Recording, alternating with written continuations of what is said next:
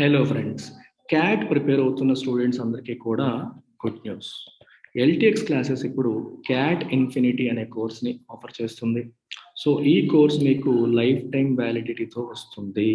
మీకు life time validity అవసరం లేదు, కానీ ఒక అటెంప్ట్ మిస్ అయినా నెక్స్ట్ అటెంప్ట్కి కూడా మీరు మన దగ్గరే ఎక్స్ట్రా ఫీ పే చేయకుండా ఉండే మంచి ఛాన్స్ ఇస్తుంది. సో దీంట్లో వెర్బల్ ఎబిలిటీ సెక్షన్ నేను తీసుకుంటాను. సో మీరు ఆల్రెడీ నా ఎడిటోరియల్ ఆన్సర్స్లు చూస్తున్నారు. So verbal ability I will take care. నేను ఇంతకు ముందు క్యాట్ రాయడం జరిగింది. నాకు 99% వచ్చింది క్యాట్లో. నేను ఎండిఐ గురుగాంలో ఎంబీఏ కూడా చేశాను. ఎండిఐ గురుగాంలో ఐ డిడ్ మై ఎంబీఏ. ఆ తర్వాత వేరియస్ కార్పొరేట్ కంపెనీస్లో 10 years పాటు పనిచేసిన తర్వాత ఎల్టీఎక్స్ క్లాసెస్ని స్థాపించడం అనేది జరిగింది. So I handle verbal ability. మీకు ఎల్ఆర్డిఐ మరియు క్వాంటిటేటివ్ ఎబిలిటీ ఈ రెండింటికి వచ్చేసి వంశీ సార్ హ్యాండిల్ చేస్తారు. Vamshi sir comes with 15+ years of experience. 15+ years of experience in teaching CAT aspirants. కొన్ని సంవత్సరాలుగా ఎంతో మంది క్యాట్ ఆస్పిరెంట్స్ని ఐఎమ్స్కి పంపించిన అనుభవం ఉన్న faculty Vamshi sir. So Vamshi sir కూడా మీకు క్లాసెస్ చెప్తారు. సో మీరు మన క్యాట్ ఛానల్లో చూస్తే సార్ యొక్క శాంపుల్ వీడియోస్ కూడా మీకు ఉంటాయి. మీకు ఇంకా ఏమైనా డౌట్స్ ఉంటే ఈ నెంబర్కి కాల్ చేయండి. ప్రత్యూష మేడం నెంబర్కి కాల్ చేయండి.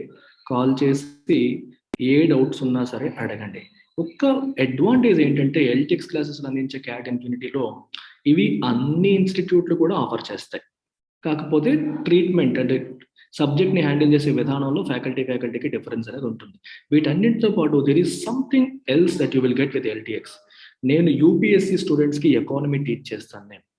సో మీకు క్యాట్ స్టూడెంట్స్కి గ్రూప్ డిస్కషన్స్లోను, పర్సనల్ ఇంటర్వ్యూలోను జనరల్గా ఇండియన్ ఎకానమీకి సంబంధించిన కాన్సెప్ట్స్ తెలిసి ఉంటే మీరు కాన్ఫిడెంట్గా వాటిని హ్యాండిల్ చేయగలుగుతారు. సో మీకు ఏం చేస్తారంటే అడిషనల్గా ఎల్టీఎక్స్ యొక్క ఎడ్జ్, ఎకానమీ యొక్క బేసిక్స్, మీకు జనరల్గా అవసరమైన ఎకానమీ యొక్క బేసిక్స్ యూపీఎస్సీ సివిల్స్ వాళ్ళకి ఇచ్చే కంటెంట్ నుంచి మీకు తెచ్చి పెడతాం. వాటిల్లో ఉన్న కంటెంట్ మీకు అవసరమైనవన్నీ కూడా మీకు వీడియోస్ రూపంలో ఇస్తాను. డౌట్స్ ఏమన్నా నేను హ్యాండిల్ చేస్తాను.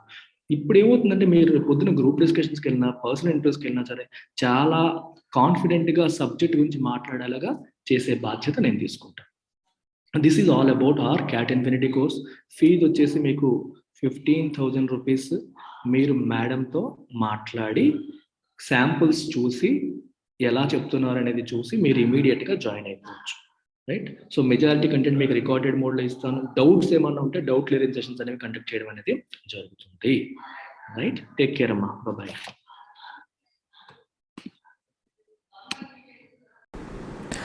Hello friends, very good morning. Welcome to the Hindu editorial analysis. ఇవాళ మరి లాస్ట్ డే కదా. Yes, 30th April. Today is the last day of our 50K celebrations offer. ఈ నెలంతా చెప్తూనే ఉన్నాను మీకు. 50,000 సబ్స్క్రైబర్స్ అయిన ఆనంద క్షణంలో మీ అందరికీ కొన్ని ఆఫర్స్ ఇవ్వడం జరిగింది. వాటన్నిటికీ ఇవాళే చివరి రోజు. If you are planning to join any of our courses, UPSC online కావచ్చు, యూపీఎస్సీ ఆఫ్లైన్ కావచ్చు, ఏపీపీఎస్సీ గ్రూప్ 1 కావచ్చు, టీఎస్పీఎస్సీ గ్రూప్ 1 కావచ్చు, ఎన్సీఆర్టీ ఫౌండేషన్ కావచ్చు, ఎనీ ఆఫ్ అవర్ ఆప్షనల్స్ కావచ్చు, దేనికైనా సరే జాయిన్ అవ్వాలంటే ఇవాళ జాయిన్ అవ్వండి. ఎందుకంటే మీకు స్పెషల్ ఆఫర్స్ అనేవి ఇవాళతో ఎండ్ అయిపోతున్నాయి. ఏంటా స్పెషల్ ఆఫర్స్? ఇక్కడ మీకు కనిపిస్తుంది. యూపీఎస్సీ పైన ఆన్లైన్ ప్లస్ ఆఫ్లైన్ పైన 10,000 ఆఫర్ రన్ అవుతుంది. ఏపీపీఎస్సీ టీఎస్పీఎస్సీ పైన కూడా 10,000 ఆఫ్ అనేది రన్ అవుతుంది. ఎన్సీఆర్టీ ఫౌండేషన్ మరియు ఇండివిజువల్ ఆప్షనల్స్ పైన 10% ఆఫ్ అనే ఆఫర్ రన్ అవుతుంది. అన్ని కోర్సెస్కి కూడా లైఫ్ టైం వ్యాలిడిటీ అనేది అందిస్తూ ఉన్నాం. మీరు కాంటాక్ట్ చేయాల్సిన నెంబర్ వచ్చేసి ఇక్కడ కనిపిస్తుంది. ఈ నెంబర్కి మీరు కాల్ చేసి ఎనీ టైం మీరు ఇవాళ midnight లోపు జాయిన్ అయిపోండి. 1st May వస్తే ఈ ఆఫర్ మరి వర్తించదు. రేపటి నుంచి ఫీజులన్నీ మారిపోతాయి. ఓకే, ఒక్క రోజులో చాలా వేరియేషన్ వచ్చేస్తుంది. So use this opportunity, use this last day to make an informed decision. మంచి నిర్ణయం తీసుకోవడానికి ఇవాళే వినియోగించుకోండి. ఇవాళ ఎడిటోరియల్ చూసేద్దామా? టైటిల్ ఏం చెప్తుంది? Fuelling friction. ఫ్రిక్షన్ అంటే ఘర్షణతో కూడిన వాతావరణం అని అర్థం. ఫ్యూయలింగ్ అంటే అర్థం ఏంటి? ఇక్కడ ఫ్యూయల్ అనే పదాన్ని వెర్బ్ రూపంలో యూజ్ చేశారు. It is not used, it was not used as noun but it was used as verb. Fuel అంటే అర్థం ఏంటంటే ఘర్షణ ప్రేరేపించేలాగా, ఇంకొంచెం పెరిగేలాగా. మీరు ఒక మంట మండుతున్నప్పుడు అందులో నెయ్యి వేసామనుకోండి, ఏమవుతుంది, ఒక్కసారిగా మంట సర్రని రైజ్ అవుతుంది. అలా అనమాట, ఒక ఘర్షణతో కూడిన వాతావరణం పెరిగేలాగా చేయడం. ఎవరు చేశారు? మోదీ గారు చేశారని అర్థం. ఏంటని చూద్దాం. Shifting the onus of providing relief from high fuel prices on to states can strain federalism. Federalism అంటే అర్థం ఏంటి? Division of powers, division of responsibilities between state and centre. So centre responsibilities సెంటర్వి, స్టేట్ రెస్పాన్సిబిలిటీస్ స్టేట్వి. ఎవరి హక్కులు వాళ్ళకు ఉన్నాయి, ఎవరి పవర్స్ వాళ్ళకు ఉన్నాయి, ఎవరి రెస్పాన్సిబిలిటీస్ వాళ్ళకు ఉన్నాయి. అది మన ఇండియన్ సిస్టంలో ఎగ్జిస్ట్ అవుతుంది. దాన్నే మనం ఫెడరలిజం అని చెప్తున్నాం. అయితే ఇప్పుడు సమస్య ఏంటి? సెంటర్ స్టేట్ అనేది పక్కన పెడితే దేశంలో ఉన్న ప్రజలందరూ ఒక విషయంలో సఫర్ అవుతున్నారు. ఏంటి సఫర్ అవుతున్న విషయం అంటే high fuel prices. Petrol diesel ధరలు బాగా ఎక్కువగా ఉండడం వల్ల దేశంలో సగటు మానవుడు దెబ్బతింటున్నాడు, సఫర్ అవుతున్నాడు. అన్నింటి ఖర్చులు పెరిగిపోతున్నాయి, అన్నింటి ధరలు పెరిగిపోతున్నాయి. ఇన్ఫ్లేషన్ విపరీతంగా పెరిగిపోయింది. దీనివల్ల ఎన్నో సమస్యలు మనం ఎదుర్కొనే పరిస్థితిలో ఉన్నాం. అయితే మరి వీళ్ళందరికీ రిలీఫ్ ఇవ్వాలి. దేని నుంచి? హై ఫ్యూయల్ ప్రైసెస్ నుంచి. ఎస్, మరి రిలీఫ్ ఇవ్వాల్సిన బాధ్యత ఎవరిది? సెంటర్ది, స్టేట్స్ది, ఇద్దరిది. ఇప్పుడు సెంట్రల్ గవర్నమెంట్ ఏముంటుంది? They are trying to shift the onus. Onus అంటే రెస్పాన్సిబిలిటీ, బాధ్యత. ఏంటి రెస్పాన్సిబిలిటీ? ఆఫ్ ప్రొవైడింగ్ రిలీఫ్, ఉపశమనం కల్పించడం. దేని నుంచి? హై ఫ్యూయల్ ప్రైసెస్ నుంచి. ఎవరికి షిఫ్ట్ చేస్తున్నారు ఆనస్ని? On to states. అంటే మీరు ఫ్యూయల్ ప్రైస్ ట్యాక్స్లు తగ్గించండి, ప్రజలకి ఉపశమనం కల్పించండి అని చెప్పి స్టేట్స్ పైన రెస్పాన్సిబిలిటీని షిఫ్ట్ చేయడం అనేది ఎవరు చేస్తున్నారు? సెంట్రల్ గవర్నమెంట్ చేయడం అనేది ఫెడరలిజంని దెబ్బతీస్తుంది, స్ట్రెయిన్ చేస్తుంది. అందరం కలగలిపి మనం ఒక మాట మాట్లాడుకోవాలి, కానీ మా మీదే రెస్పాన్సిబిలిటీ వదిలేస్తే ఎలాగా అనేది స్టేట్స్కి కొంచెం కోపం వస్తుంది అని అర్థం. మోదీ గారు ఏమన్నారంటే, ఈ ఫ్యూయల్ పైన మేము ట్యాక్స్లు అవి తగ్గించాము, మీరు తగ్గించండి అంటున్నారు. అయితే విషయం ఏంటి? సెంట్రల్ గవర్నమెంట్కి చాలా రకాలుగా ఆదాయ మార్గాలు ఉన్నాయి, స్టేట్స్కి ఆదాయ మార్గాలు చాలా తక్కువ ఉన్నాయి. ఉన్నవే తక్కువ, అందులో మళ్ళీ మీరు తగ్గించండి అంటున్నారు. సో మేము ఇబ్బంది పడతాం, మీరు మాకు ఇవ్వాల్సిన బకాయిలు ఇవ్వట్లేదు, మీ నుంచి మాకు రావాల్సిన ఇన్కమ్ ఎక్కువ రావట్లేదు అనేది స్టేట్స్ యొక్క వాదన అనమాట. సో ఇది చూద్దాం, స్టోరీ ఏంటనేది ఒకసారి చూద్దాం. At a meeting with chief ministers about the resurgence of COVID-19 on Wednesday. COVID-19 మళ్ళీ వస్తుంది, 4th వేవ్ అని ఢిల్లీలో మనం మాట్లాడుకుంటున్నాం. సో మరి ఇది వస్తుంది, 4th వేవ్ అది ఇది అంటున్నారు. కాబట్టి రిసర్జెన్స్ అంటే మళ్ళీ తిరిగి రావడం, ఇవన్నీ వస్తుందంటున్నారు. కాబట్టి ఆ టైంలో దానికోసమని ఒక మీటింగ్ పెట్టుకున్నారు చీఫ్ మినిస్టర్స్తో. మరి ఈ మీటింగ్లో మోదీ గారు ఏమన్నారు? Charged opposition ruled states with committing an injustice to the people by not cutting duties on petroleum products as the centre had done in November 2021. ఆయన చార్జ్డ్ అంటే ఆరోపించారు. ఏం ఆరోపించారు?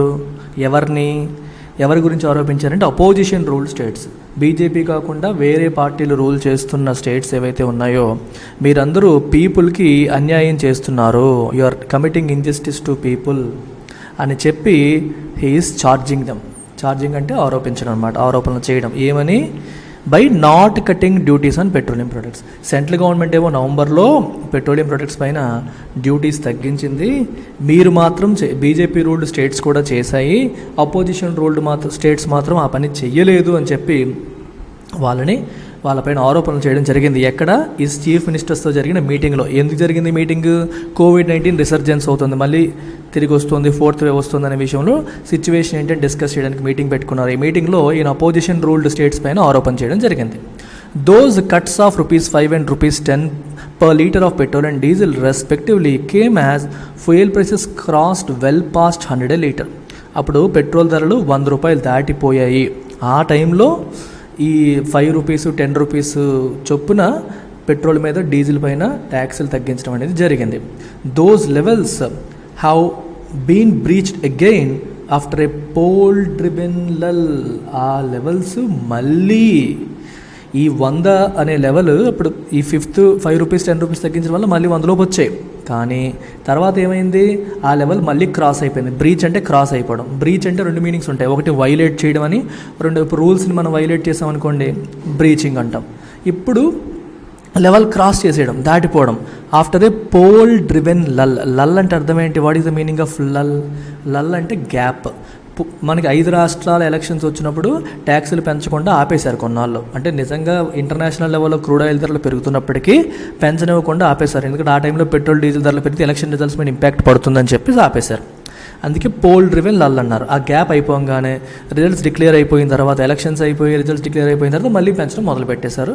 సో 100 రూపాయలు పర్ లీటర్ ఇప్పుడు క్రాస్ చేసేసాయి అని చెప్తున్నారు. The PM noted that center's plea at the time for states to back these cuts by paring their VAT levies on petroleum products was not heeded by states not governed by BJP. Modi గారు ఏమంటున్నారు, మేము request చేసాం, మేము తగ్గించాము, మీరు కూడా తగ్గించండి అని చెప్పి అభ్యర్థించాం. ప్లీ అంటే అభ్యర్థించాం. మీరు కూడా మేము చేసిన దానికి మీరు కూడా సపోర్ట్ చేయండి. సో అంటే కట్ చేయడం, మీ వ్యాట్ లెవీస్ని తగ్గించండి, మీ ట్యాక్సెస్ని తగ్గించండి, మేము తగ్గించాం, మీరు తగ్గించండి అని చెప్పి మేము చెప్పాం.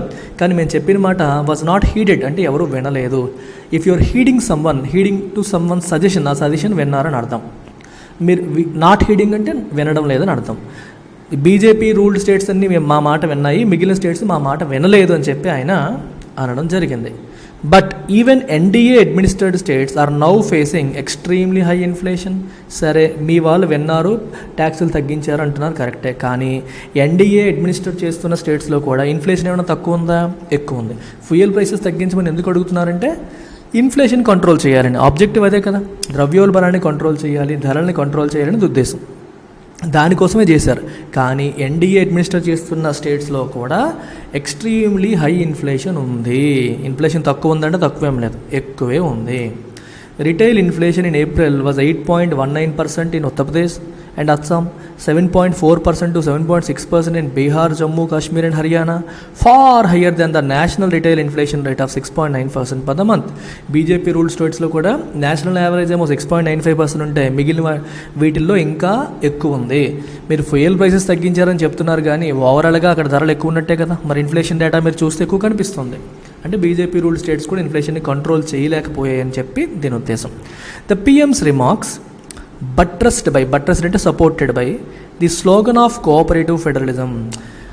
పిఎం ఏమంటున్నారంటే, మేము తగ్గించాము, మీరు తగ్గించండి, ఒకరికొకరు ఒక మాట అనుకొని మనం వెళ్తే, ఒకరితో ఒకరు కోఆపరేట్ చేసుకుంటే మనకి బాగుంటుంది అనేది ప్రధానమంత్రి యొక్క ఉద్దేశం.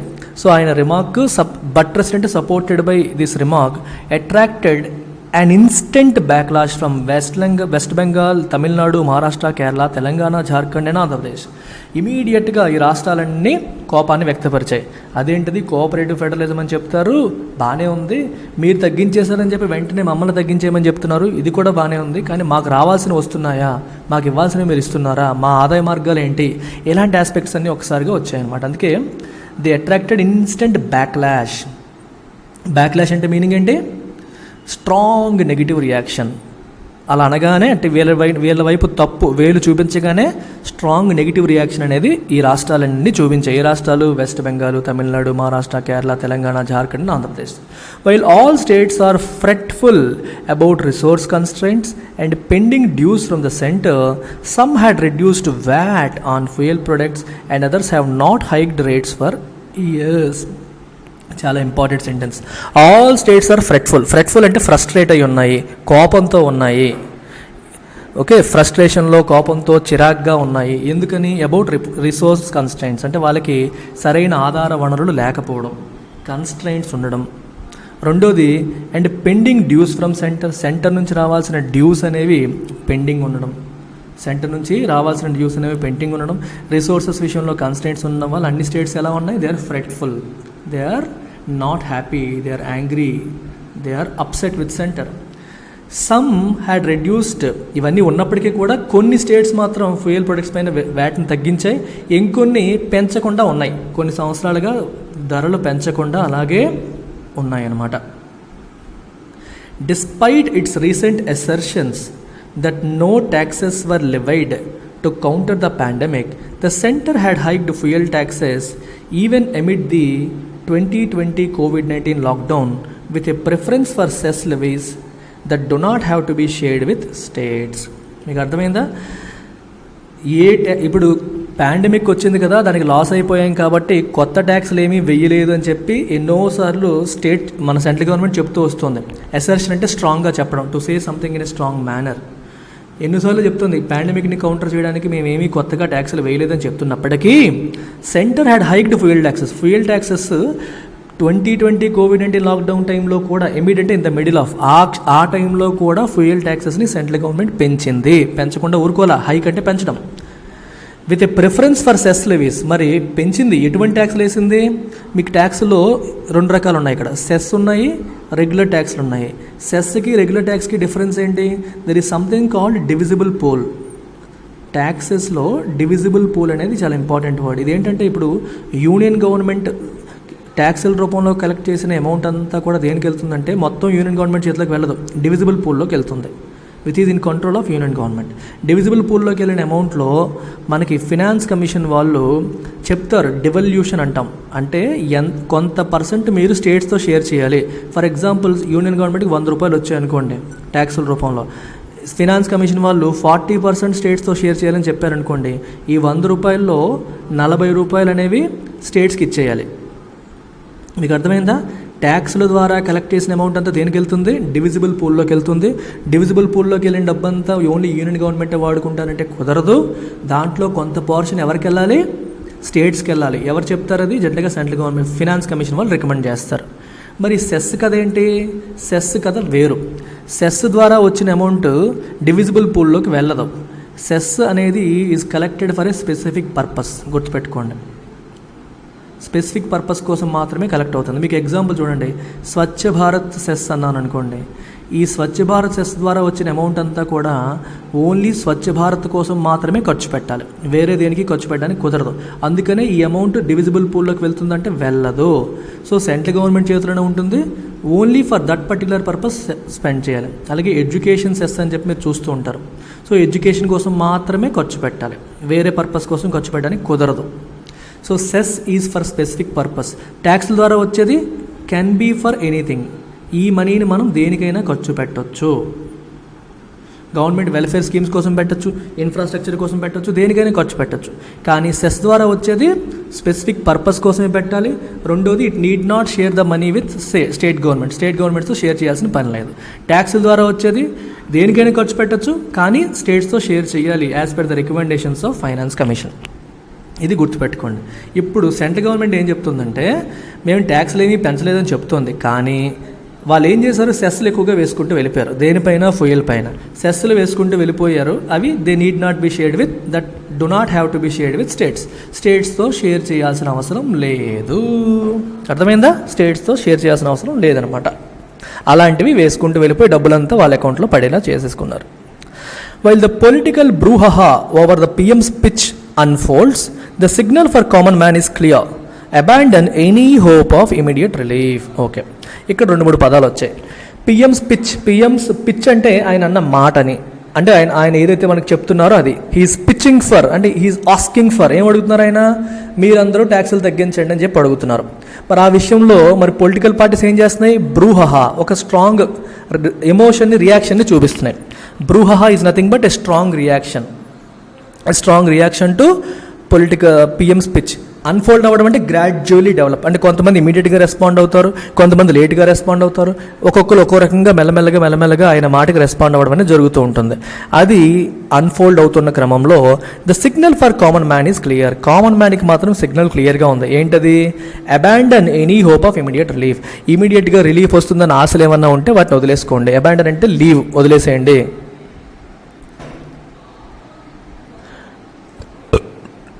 దాన్ని పూర్తిగా వదిలేసేయండి అని అర్థం అనమాట. Abandon any hope of immediate relief, దాన్ని వదిలేసేయండి అని చెప్పి చెప్తున్నారు.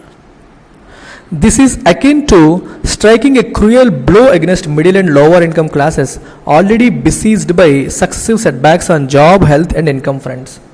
అకిన్ అంటే ఈక్వివలెంట్ టు, దానిలాగే అని అర్థం.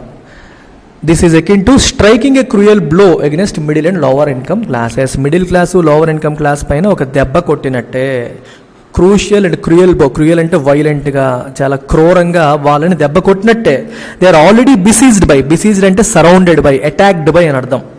If you are besieged by multiple problems, అంటే సమస్యలు మనల్ని ముంచెత్తాయి, అన్ని వైపుల నుంచి సమస్యలు మనల్ని ముంచెత్తాయి అంటాం చూడండి, అలాగనమాట. బిసీజ్డ్ బై రకరకాల సమస్యలు ఉన్నాయి, వాళ్ళకి సెట్ బ్యాక్స్ ఉన్నాయి. ఏ విషయంలో? జాబ్స్ చాలామందికి పోయాయి, జీతాలు తగ్గుతున్నాయి, హెల్త్ పోయింది, అలాగే ఇన్కమ్ కూడా చాలామందికి తగ్గిపోయింది. ఆదాయం పోయింది, జాబ్స్ పోయాయి, ఇన్కమ్ పోయాయి. ఇన్ని స్ట్రగుల్స్తో ఉన్నప్పుడు తిరిగి మళ్ళీ ఈ ధరలు పెరిగిపోవడం, ఉపశమనం లేకపోవడం అనేది ఇంకొక దెబ్బ మీద దెబ్బ అన్నట్టుగా వీళ్ళ పరిస్థితి ప్రజెంట్ ఉంది. Household budgets are severely squeezed because of price rise. ఇప్పుడు బడ్జెట్స్ అన్నీ ఏమైపోతాయి? స్క్వీజ్ అయిపోతాయి. ఇప్పుడు నీ దగ్గర 10,000 ఉందమ్మా, ఈ 10,000తో ఇంటికి సరిపడా అన్నీ కొనగలిగేవాడు ఇంతకుముందు. ఇప్పుడు ఏమైంది? ఈ బాస్కెట్ అన్నీ కొనగలిగావు. ఇప్పుడు ఇదే బాస్కెట్ కొనాలంటే ఏమవుతుంది? నీకు 20,000 అవసరం, ఒక 12,000 అవసరం అవుతుంది, పెరిగిపోయిన రేట్లు. అప్పుడు నువ్వేం చేస్తావు? నీకు ఆదాయం పెరగదు కదా, నీ బాస్కెట్ సైజ్ తగ్గించుకుంటావు. అంటే ఫ్రూట్స్ కట్ చేసుకుంటావు, నాన్ వెజ్ తినడం ఉంటే అది కట్ చేసుకుంటావు, తగ్గించుకుంటావు. సో అందుకని household budgets are squeezed అంటే అర్థం ఏంటి? నువ్వు ఖర్చు పెట్టేవి తగ్గించుకోవడం. ఇంతకుముందు ప్రశాంతంగా అన్నీ తినగలిగాలి, ఇప్పుడు తినడం మానేస్తాం, పెట్టే ఖర్చులు ఆపేసుకుంటాం. పిల్లోని డ్యాన్స్ స్కూల్లో వేయడం మానేస్తావు, ఆటోలో తీసుకెళ్లేవాడివి ఇప్పుడేమో మెల్లగా నడుచుకుని తీసుకెళ్తాం. ఇలా ఖర్చులు తగ్గించుకుంటూ వెళ్ళే పరిస్థితి అనేది వస్తుంది ఇప్పుడు. ఎందుకు? ధరలు పెరిగిపోవడం వల్ల. Even industry has mooted fuel tax cuts to sustain a fragile consumption recovery. Industry కూడా సజెస్ట్ చేస్తుంది, మూట్ అంటే సజెస్ట్ చేయడం. ఏమని? ఫ్యూయల్ ట్యాక్స్లు తగ్గించండి ప్లీజ్. మన కామన్ మ్యానే కాదు, ఇండస్ట్రీ వాళ్ళు కూడా అడుగుతున్నారు. ఎందుకని? To sustain A fragile consumption recovery. ఇప్పుడిప్పుడే కన్జంప్షన్లో రికవరీ అనేది కనిపిస్తోంది మీకు. చూడండి, ఫ్రజైల్ అంటే నాట్ స్ట్రాంగ్, ఈజీలీ బ్రోకెన్ అని అర్థం. ఫ్రజైల్ అంటే ఏంటి meaning? Easily broken, easily damaged, not strong అనే మీనింగ్ వస్తుందన్నమాట. కన్జంప్షన్ రికవరీ అన్నారు. కన్జంప్షన్ అంటే అర్థం ఏంటి? ఖర్చు పెట్టడం, కొనడం. అంటే ఇండస్ట్రీకి సంబంధించి ఇప్పుడు ఫర్ ఎగ్జాంపుల్ ఒక సైకిల్ ఇండస్ట్రీ ఉంది, బైసికల్ ఇండస్ట్రీ ఉంది. వాడేమో బైసికల్స్ ప్రొడ్యూస్ చేస్తూ ఉన్నాడు. సరే, ఇక్కడ కామన్ మ్యాన్ వచ్చేసి ఈ బైసికల్స్ కొంటాడు. ఇది కొనేటప్పుడు మనీ స్పెండ్ చేస్తాడు. ఇలా దీన్ని మనం సేల్ అంటాం. ఈ సేల్ అయితేనే కదా కంపెనీ వాడికి డబ్బులు వెళ్తాయి. ఇప్పుడిప్పుడే ప్రజలు ఖర్చు పెట్టడం మొదలు పెడుతున్నారు, మెల్లమెల్లగా మా ప్రొడక్ట్స్ కొనడం మొదలు పెడుతున్నారు, మెల్లమెల్లగా కన్జంప్షన్ రికవరీ వస్తుంది. అది కూడా స్ట్రాంగ్గా లేదు, ఫ్రజైల్గా ఉంది. ఎప్పుడు ఊడిపోతుందా, ఎప్పుడు పడిపోతుందా అన్నట్టుగా ఉంది పరిస్థితి. ఆ సిచ్యువేషన్లో సడన్గా మళ్ళీ ఈ ఫ్యూయల్ ట్యాక్స్లు గట్ట ఇలా ఉంటే ఏమవుతుందంటే వాడు ఈ బేసిక్ నెసెసిటీస్ కోసం చూసుకొని మరి అలాంటి కొండ మానేసాడంటే మళ్ళీ మాకు ప్రొడక్షన్ ఆగిపోతుంది. ప్రొడక్షన్ ఆగిపోయిందంటే చాలామందికి ఉద్యోగాలు పోతాయి, అందరూ సఫర్ అవ్వాల్సిన పరిస్థితి వస్తుందని చెప్పి ఇండస్ట్రీ కూడా ఏం చెప్తుంది? ట్యాక్సులు తగ్గించండి మీరు. ట్యాక్సులు తగ్గిస్తే వాళ్ళకి మనీ మిగులుతుంది. మనీ మిగిలితే వాళ్ళు కొనాల్సిన వస్తువులు ఏమైనా కొంటారు. టీవీలో, ఫ్రిడ్జ్లో, సైకిల్లో, పిల్లలకు కావాల్సిన పుస్తకాలు చాలా ఉంటాయి కొనాల్సినవి, ఇవన్నీ కొంటారు. మరి ఇవన్నీ ప్రొడ్యూస్ చేసేది ఎవరు? ఇండస్ట్రీ. సో ఇండస్ట్రీ రికవర్ అవ్వాలన్నా సరే, ఇప్పుడిప్పుడే కన్జంప్షన్ రికవరీ వస్తుంది, అది అలా సస్టైన్ అవ్వాలన్నా సరే మీరు ట్యాక్సులు తగ్గించాలని చెప్పి వాళ్ళు కూడా సజెషన్స్ ఇవ్వడం జరిగింది. With record tax collections last year and revenue buoyancy expected to hold up this year, the center has fiscal room to slash its fuel taxes, and there will be an automatic cascading effect on state taxes levied on an ad valorem basis. Very very important sentence ఇది, కేర్ఫుల్గా వినండి అమ్మా, ఇది కొంచెం confuse అయ్యే అవకాశం ఉంటుంది. Last year మనకి రికార్డ్ ట్యాక్స్ కలెక్షన్స్ వచ్చాయి. ఇక్కడ మీకు ఒక వర్డ్ నేర్పిస్తాను చూడండి. So there is a word called tax buoyancy. ఓకేనా? బుయాన్సీ, ట్యాక్స్ బుయాన్సీ అంటే అర్థం ఏంటంటే ఒక దేశంలో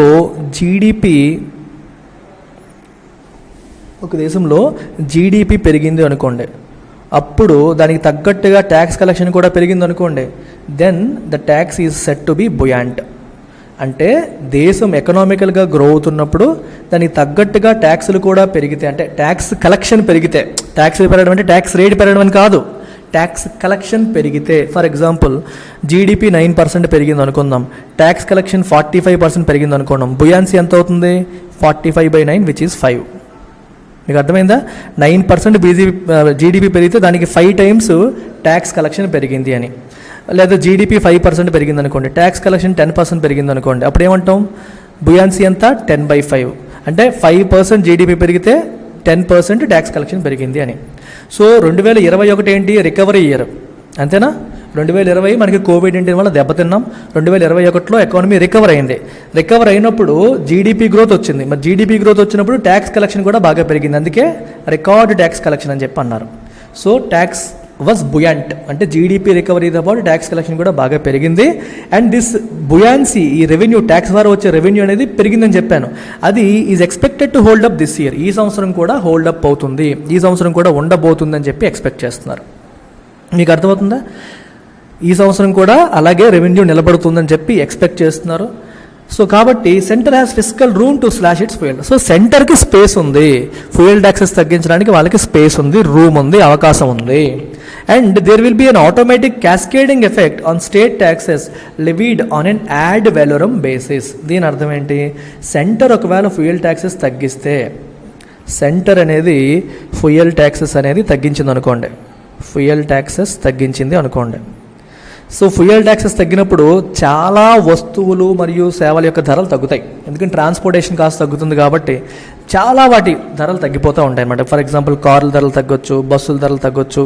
నేను అంటుంది ట్రాన్స్పోర్ట్ గురించి కాదు, వాటి ధరలు కూడా, ఎందుకంటే ప్రొడక్షన్ కాస్ట్ తగ్గుతుంది. ప్రతి ఇండస్ట్రీకి కూడా ఫ్యూయల్ అవసరం అవుతుంది, ప్రతి ఇండస్ట్రీ కూడా ట్రాన్స్పోర్ట్ చేస్తూ ఉంటుంది. అన్ని ట్రాన్స్పోర్ట్ కాస్ట్లు అన్నీ తగ్గినప్పుడు ఏ వస్తువు ధర అయినా, కూరగాయలు అన్నింటి ధరలు కూడా తగ్గే అవకాశం ఉంటుంది. సో ఇవన్నీ తగ్గినప్పుడు మనకి ఎకానమీలో ఉన్న డిఫరెంట్ వస్తువులు సేవల యొక్క ధరలు తగ్గుతాయి.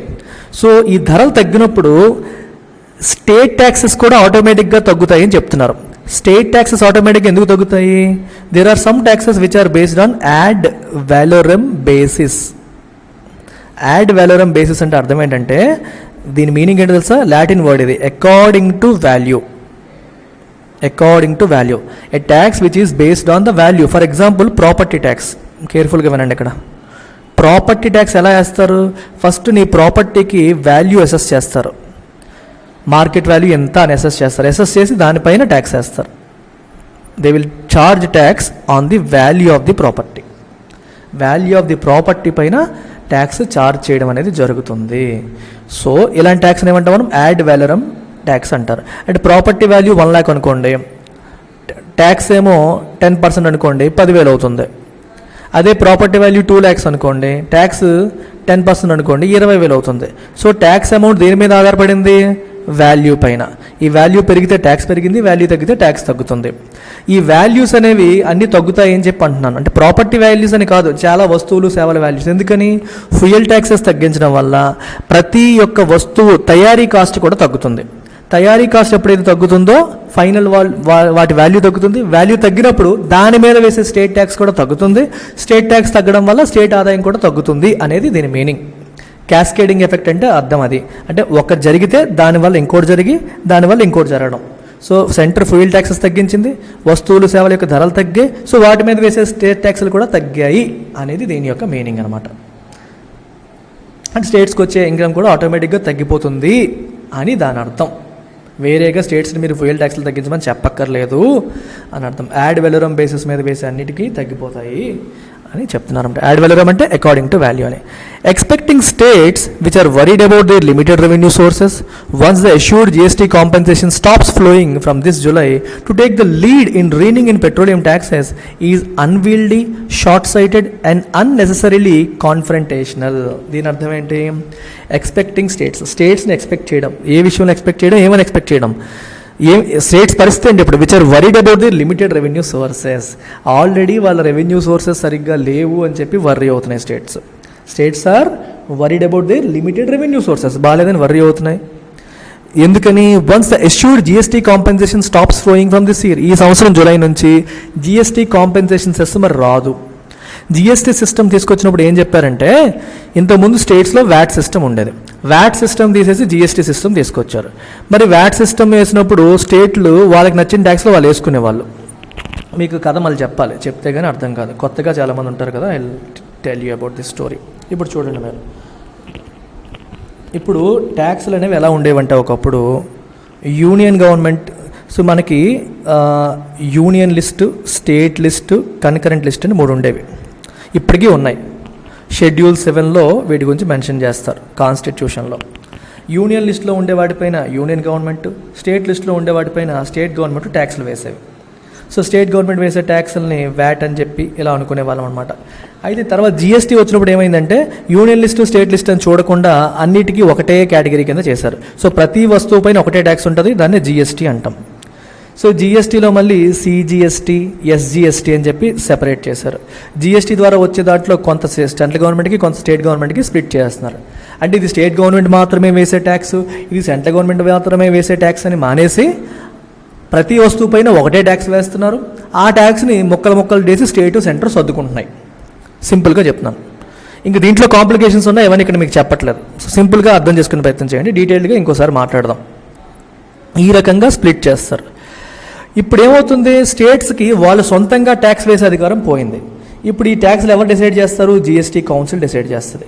జిఎస్టీ కౌన్సిల్ దేనిపైన ఎంత ట్యాక్స్ వేయాలని చెప్పి డిసైడ్ చేస్తుంది. అలా వచ్చే ఆదాయంలో స్టేటు సెంటర్ సర్దుకుంటాయి. స్టేట్స్ వరీ ఏంటంటే, ఇంతకుముందు వ్యాట్ అనేది మా చేతిలో ఉండేది, ఇప్పుడు మీరు జిఎస్టీ సిస్టమ్ తీసుకొచ్చారు. ఇంతకుముందు మాకు వచ్చేదానికంటే ఇప్పుడు మీరు జిఎస్టీ సిస్టమ్ తీసుకొచ్చారు కాబట్టి మాకు వచ్చే ఆదాయం తగ్గిపోతుంది కదా అని భయపడ్డాయి. 2014-15 ప్రాంతంలో జరిగింది డిస్కషన్. అప్పుడు సెంటర్ ఏం చెప్పిందంటే, సరే మీకు మామూలుగా వ్యాట్ ద్వారా ఎంతైతే వస్తుందో జిఎస్టీ సిస్టమ్ తీసుకొచ్చిన తర్వాత దానికంటే తగ్గిపోయింది అనుకోండి, నేను కాంపెన్సేట్ చేస్తాను. అంటే మీరు మామూలుగా ₹1,00,000 మీకు ఆదాయం వచ్చేది వ్యాట్ సిస్టమ్తో, జిఎస్టీ సిస్టమ్ వల్ల 80,000 ఆదాయం వచ్చింది అనుకోండి, ఆ 20,000 నేను కాంపెన్సేట్ చేస్తానని సెంటర్ మాట ఇచ్చింది. అప్పుడు స్టేట్స్ ఏమన్నాయి, సరే మరి ఈ సంవత్సరానికి 1,00,000, మరి ప్రతి సంవత్సరం మాకు ఆదాయం పెరుగుతూ ఉంటుంది కదా, 1,00,000 నెక్స్ట్ ఇయర్ 1,10,000 అవ్వచ్చు, 1,20,000 అవ్వచ్చు కదా అని చెప్పి స్టేట్స్ అన్నాయి. దానికి కూడా సెంటర్ ఏం చెప్పిందంటే, మీరు 2014-15లో ఏదొచ్చిందో ఆ అమౌంట్ మనం ఎక్స్ అమౌంట్ అనుకుందాము, అప్పటికి జిఎస్టీ రాలేదు కాబట్టి, ఆ తర్వాత నుంచి ప్రతి సంవత్సరం 14% మీ ఇన్కమ్ పెరుగుతుందని అజ్యూమ్ చేసుకుందాం. అంటే ఒక సంవత్సరం మీకు జిఎస్టీ సిస్టమ్ ఉన్నప్పుడు, వ్యాట్ సిస్టంలో 1,00,000 ఉండేది అనుకోండి, ఆ నెక్స్ట్ ఇయర్ ఏమో 1,14,000, ఆ నెక్స్ట్ ఇయర్ ఏమో దానికి మళ్ళీ 14% ఇంటూ దిస్, అలా అలా అలా అంటే జిఎస్టీ రాకపోయింటే మీ ఆదాయం ఇలా ఉండేది. సో దీన్ని మనం బేస్ చేసుకొని జిఎస్టీ సిస్టమ్ వల్ల ఎంత వచ్చిందో చూద్దాం. తగ్గింది అనుకోండి, తగ్గిన ఇన్కమ్ నేను కాంపెన్సేషన్ సెస్ రూపంలో మీకు ఇస్తాను, అలా 5 years పాటు ఇస్తానని చెప్పి మాట ఇచ్చారు. మళ్ళీ దాన్ని ఎక్స్టెండ్ చేశారు. కోవిడ్-19 వల్ల ఈ జూలై వరకు కూడా ఎక్స్టెండ్ చేశారు. సో ఈ జూలై వరకు ప్రాబ్లం లేదు, ఈ జూలై దాటిపోతే మా పరిస్థితి ఏంటి అని వాళ్ళు భయపడుతున్నారు. చూసారా, ఈ కాంపెన్సేషన్ ఏమో స్టాప్స్ ఫ్లోయింగ్ ఫ్రమ్ ది, ఈ జూలై ఆగిపోతే మా పరిస్థితి ఏంటని చెప్పి భయపడుతున్నారు. అలా మాకే ఆదాయం లేదని మేము భయపడుతున్న టైంలో పెట్రోలియం ట్యాక్స్ రీనిన్ అంటే కంట్రోల్, రీనిన్ అంటే ఏంటి అర్థం, కంట్రోల్, దీన్ని కంట్రోల్ చేసే బాధ్యతలో మమ్మల్ని లీడ్ తీసుకోమనేది కరెక్ట్ కాదు. It is unwieldy. అన్వీల్డీ అంటే ఇన్ఎఫెక్టివ్ అని అర్థం. Something that is very heavy and ineffective. ఇది అన్వీల్డీ సిస్టమ్, ఈ సిస్టమ్ పనిచేయదు, ఈ పద్ధతి పనిచేయదు అని చెప్పి స్టేట్స్ అంటున్నాయి. షార్ట్ సైటెడ్ అంటే మీరు టెంపరీగా ఆలోచిస్తున్నారు, లాంగ్ టర్మ్ వ్యూతో ఆలోచించట్లేదు, ఇది షార్ట్ టర్మ్ సొల్యూషన్ లాగా చెప్తున్నారు. అన్నెసరీలీ కాన్ఫ్రంటేషనల్, గొడవకి దారి తీసే పరిస్థితి ఇది. అనవసరంగా మా పరిస్థితే బాగాలేదు, మమ్మల్ని ఇంకా ఇబ్బంది పెడుతున్నారు, ఇది కాన్ఫ్రంటేషన్స్కి దారి తీస్తుంది అనేది స్టేట్స్ యొక్క ప్రధాన వాదన, problem. Even more so as the states are also expected to ramp up capex spending to revive the economy. ఇంకోవైపు స్టేట్స్ కూడా ఎకానమీని రివైవ్ చేయడానికి ఏం చేయాలి, క్యాపిటల్ ఎక్స్పెండిచర్ స్పెండింగ్ పెంచాలి. క్యాపిటల్ ఎక్స్పెండిచర్ అంటే అర్థం ఏంటి, రోడ్లు, స్టేట్, ఇప్పుడు నేషనల్ హైవేస్ అంటే సెంట్రల్ గవర్నమెంట్ వేస్తుంది, మరి స్టేట్ హైవేస్ స్టేట్స్ వేసుకోవాలి. ఈ మరి లోకల్ రోడ్లు, విలేజ్ రోడ్లు, పంచాయతీ రోడ్లు ఇవన్నీ స్టేట్ గవర్నమెంట్ వేయాలి. సో ఇలాంటి క్యాపిటల్ ఎక్స్పెండిచర్ అంతా గవర్నమెంట్ పెట్టాల్సిన టైం ఇది. ఎకానమీని రికవర్ చేయాలి, కాంట్రాక్టర్లకి, ప్రజలకి పనులు రావాలి, ఎంప్లాయ్మెంట్ జనరేట్ అవ్వాలి, ఇవన్నీ చేయాలంటే ఎవరు చేయాలి, స్టేట్ గవర్నమెంట్ లీడ్ తీసుకోవాలి. అలాంటి టైంలో మేమే చాలా ఖర్చులు పెట్టాల్సి ఉంది, మాకు ఉన్న ఆదాయం కూడా పోతుంది, మీరు ఇంకా తగ్గించుకోమంటే ఎలాగా అనేది స్టేట్ గవర్నమెంట్స్ యొక్క వాదన అనమాట. As the PM said, the centre and states need to coordinate better to spur the economy. Centre స్టేట్లు చెయ్యి కలపాలి, ఒకరితో కోఆర్డినేట్ చేసుకోవాలి ఎకానమీని స్పర్ చేయడానికి, అంటే ఎకానమీని స్టిమ్యులేట్ చేయడానికి. అమిడ్ గ్లోబల్ ట్యూమల్ట్, గ్లోబల్గా మనకి అంత పరిస్థితి బాగాలేదు. ట్యూమల్ట్ అంటే పరిస్థితి బాగాలేదు అంటే ఒక డిఫికల్ట్ సిచ్యువేషన్ అని, రైట్, కొంచెం ఇబ్బందులతో కూడిన సిచ్యువేషన్లో ఉన్నాము అని అర్థం అనమాట. ట్యూమల్ట్ అని చెప్పి అంటాం, ఒక కన్ఫ్యూజ్ సిచ్యువేషన్లో ఉంది. ఇలాంటి టైంలో మనం చెయ్యి కలిపి ఎకానమీని స్పర్ చేయాలి అనేది మోదీ గారి మాట. Singling out a few states to deflect attention from the center's excessive reliance on fuel taxes is not the right approach. మరి అలాంటప్పుడు చెయ్యి కలపకుండా కొన్ని స్టేట్స్ని తప్పుపట్టేసి దానికి రాజకీయ రంగు పులిమేసి మీరే తగ్గించట్లేదు మేము తగ్గిస్తామని చెప్పి ఒకరినొకరు వేలెత్తి చూపించుకోవడం అనేది కరెక్ట్ కాదు. ఇన్ఫ్యాక్ట్ సెంటర్ కూడా ఫ్యూయల్ ట్యాక్సెస్ మీద ఎక్కువగా డిపెండ్ అయిపోతుంది. విపరీతంగా సెస్లు పెంచేసి దాని ద్వారా ఆదాయాన్ని పెంచుకుంటూ వెళ్ళిపోయింది గత కొన్ని సంవత్సరాలుగా. రిలయన్స్ అంటే ఆధారపడ్డం, దాని నుంచి అటెన్షన్ డిఫ్లెక్ట్ చేయడానికి మీరు స్టేట్స్ వైపు వేళ్ళు చూపిస్తున్నారు. ఇది కరెక్ట్ కాదు. It is not right approach to attain such harmony. మరి ఇద్దరు సామరస్యంగా ఉండాలంటే ఒకళ్ళ మీద ఒకరు వేలు చూపించుకుంటే హార్మోనీ ఎలా వస్తుంది? ఇప్పుడు మన ఇద్దరం కలిసి వెళ్దాం అంటాం, కానీ నువ్వు తప్పు పడుతుంటే హార్మోనీ ఎలా వస్తుంది? సామరస్యం ఎలా వస్తుంది? రాదు. Most of all, as high inflation will debilitate the recovery's momentum, shirking corrective action to bolster its revenue kitty would be a case of being penny wise and pound foolish. Very important idiom తో end చేశారు. ఇక్కడ ఏమంటున్నారంటే high inflation ఏమో recovery మొమెంటమ్ని debilitate అంటే weaken. ఇప్పుడిప్పుడే recover అవుతోంది economy, ఆ మొమెంటమ్ని inflation అనేది ఏం చేస్తుంది? వీకెన్ చేస్తుంది. ఇప్పుడిప్పుడే మనిషి అది కొందాం ఇది కొందాం 2 సంవత్సరాల నుంచి ఏం కొనుక్కోవట్లేదు, అన్ని వస్తువులు కొనాలి అని చెప్పి అనుకుంటున్నాడు. ఈ టైంలో ధరలు బాగా పెంచేయడం వల్ల, ఇన్ఫ్లేషన్ బాగా పెరిగిపోవడం వల్ల ఏమవుతుంది? రికవరీ మూమెంటం ఏమవుతుంది? డెబిలిటేట్ అవుతుంది. మరి కాబట్టి ఇన్ఫ్లేషన్ని కంట్రోల్ చేయడానికి కరెక్టివ్ యాక్షన్ తీసుకోవాలా తీసుకోకూడదా? తీసుకోవాలి. మరి వీళ్ళు ఏం చేస్తున్నారు? షర్కింగ్ అంటే అవాయిడ్, ఒక రెస్పాన్సిబిలిటీని అవాయిడ్ చేయడం. కరెక్టివ్ యాక్షన్ తీసుకోకుండా అవాయిడ్ చేయడం అనేది to bolster revenue kitty, fuel taxes తగ్గించకుండా, ఇన్ఫ్లేషన్ అదుపు చేయకుండా మా రెవెన్యూని స్ట్రెంథన్ చేసుకోవడానికి, బోల్స్టర్ అంటే స్ట్రెంథన్, రెవెన్యూని స్ట్రెంథన్ చేసుకోవడానికి మీరు మీ రెస్పాన్సిబిలిటీని అవాయిడ్ చేయడం అనేది ఎలా ఉందంటే it is a case of penny wise and pound foolish. ఇది ఒక idiom. Penny wise and pound foolish అంటే అర్థం ఏంటంటే చిన్న వాటి దగ్గర ఏమో తెగ హడావిడి చేసేస్తావు, పెద్ద వాటిలో వదిలేస్తావు. చూడండి, పెన్నీ వైజ్, పెన్నీ అంటే తక్కువ అని కదా, పౌండ్ ఫూలిష్ ఇక్కడ మీకు చూడగానే అర్థమైపోతుంది. అంటే రూపాయి సేవ్ చేస్తావు, చిన్న దగ్గర కూడా జాగ్రత్త పడిపోతావు, పెద్ద విషయాల్లో నష్టపోతామని అర్థం. అంటే ఇప్పుడు నాకు రెవెన్యూ దాచేయాలి, ట్యాక్సులు పెంచేస్తాను, నాకు రెవెన్యూ పెంచుకుంటానని చెప్పి ఈ రూపాయికి కక్కుర్తి పడుతున్నావు. దీనివల్ల ఓవరాల్గా ఎకానమీ దెబ్బతింటుంది, జీడిపి దెబ్బతింటుంది. దాని తర్వాత ఇండస్ట్రీ నుంచి వచ్చే కార్పొరేట్ ట్యాక్సులు, జిఎస్టీ కలెక్షన్లు అన్నీ తగ్గిపోతాయి, అక్కడ ఎక్కువ నష్టపోతావు. ఫ్యూయల్ ట్యాక్సెస్ కోసం నువ్వు ఆలోచించుకుంటూ ఉండిపోతున్నావు, దీనివల్ల పెద్ద అమౌంట్లు నువ్వు నష్టపోయే అవకాశం ఉంటుంది అని చెప్తున్నారు. అర్థమైందా మీకు? పెన్నీ వైజ్ పౌండ్ ఫూలిష్ అంటే చిన్న వాటి మీద జాగ్రత్తగా ఉండడం, పెద్ద వాటిలో నష్టపోవడం. గవర్నమెంట్ చేస్తున్న పాలసీ కూడా అలాగే ఉంది. ఫ్యూయల్ ట్యాక్స్ తగ్గిస్తే మా రెవెన్యూ తగ్గిపోద్దని ఆలోచించుకుంటూ ఉండిపోవడం వల్ల ఎకానమీ దెబ్బతింటుంది, ఓవరాల్గా జీడిపి దెబ్బతింటుంది. దానివల్ల ఇంకా ఎక్కువ ఇన్కమ్ మనం నష్టపోతాము, అది ఆలోచించుకోవట్లేదు అని చెప్పి దీని అర్థం అనమాట. అండ్ ఫైనల్గా these are the different courses we're offering. యూపీఎస్సీతో పాటు మనం ఇంకొన్ని కోర్సెస్ కూడా ఆఫర్ చేస్తున్నాం. ఏపీపీఎస్సీకి, టీఎస్పీఎస్సీకి, గ్రూప్ 1, గ్రూప్ 2 ఇలాగా. అలాగే హైయర్ ఎడ్యుకేషన్ కోసం cat, GRE, GMAT. And government jobs కోసం, మిగిలిన గవర్నమెంట్ జాబ్స్ కోసం రైల్వే, ఎస్ఎస్సి, బ్యాంక్, ఆర్బీఐ లాంటివి కూడా మనం ఆఫర్ చేయడం అనేది జరుగుతుంది. వేటి గురించి తెలుసుకోవాలన్నా మీరు ఈ నెంబర్కి కాల్ చేయాలి. అన్నింటిపైన కూడా లైఫ్ టైం వ్యాలిడిటీ అనేది ఉంది. That's about it. Take care. Bye.